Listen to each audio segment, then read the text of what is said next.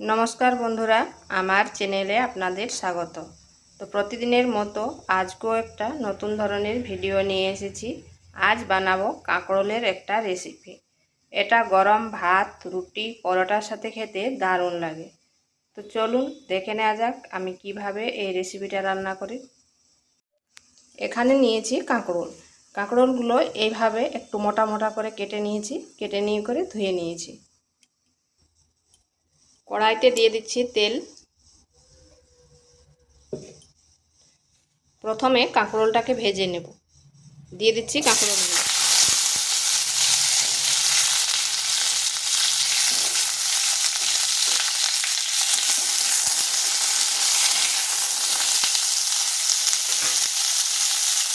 পরিমাণ মতো লবণ আর সামান্য হলুদ গুঁড়ো। কাঁকরোলটাকে খুব বেশি ভাজবো না, হালকা একটু ভেজে নেব।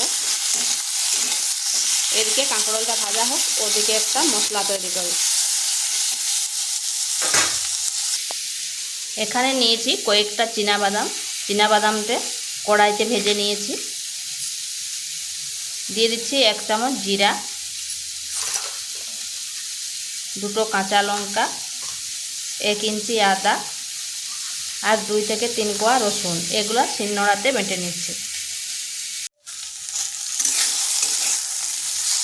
কাঁকরোলগুলো এভাবে হালকা একটু ভেজে নিয়েছি আর এগুলো হয়ে গেছে, তুলে নিচ্ছি। কড়াইতে আবার 1 চামচ তেল দিয়ে দিচ্ছি।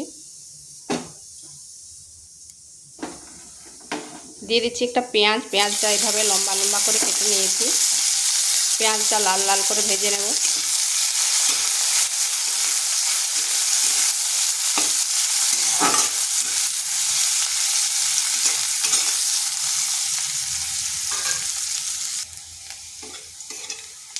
পেঁয়াজটা এইভাবে লাল লাল করে ভেজে নিয়েছি।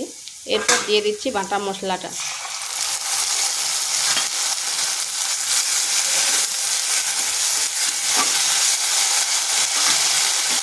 দিচ্ছি একটা টমেটো পেস্ট, সামান্য নুন আর হলুদ গুঁড়ো।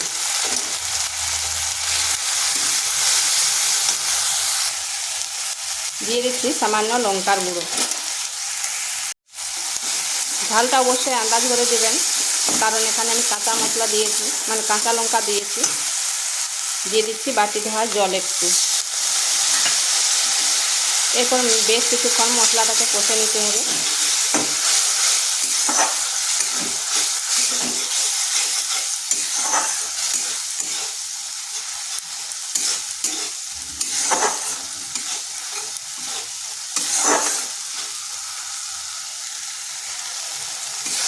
মশলাটা কষানো হয়ে গেছে আর কড়াই থেকে তেল ছেড়ে যাচ্ছে।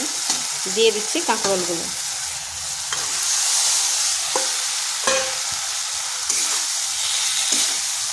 কাঁকরোলগুলো মশলার সাথে বেশ কিছুক্ষণ কষে নিচ্ছি।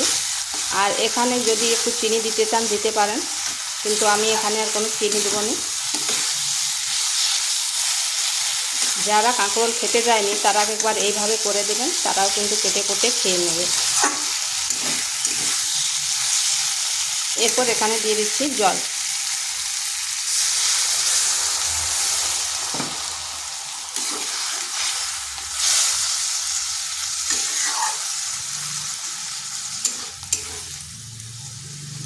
খুব বেশি জল দেওয়ার দরকার নেই, কারণ ভাজার সময় হাফ সেদ্ধ হয়ে গেছে। এরপর এটা ঢাকা দিয়ে 5 থেকে 7 মিনিট রেখে দিচ্ছি।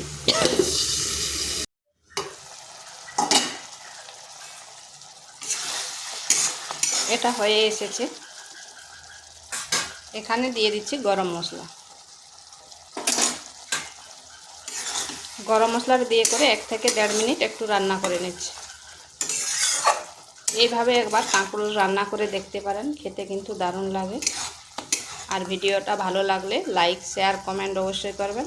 আর নিত্য নতুন রেসিপি পাওয়ার জন্য চ্যানেলটিকে সাবস্ক্রাইব করবেন। এটা হয়ে গেছে, এরকম মাখো মাখোই করব। এরপর নামিয়ে নেব।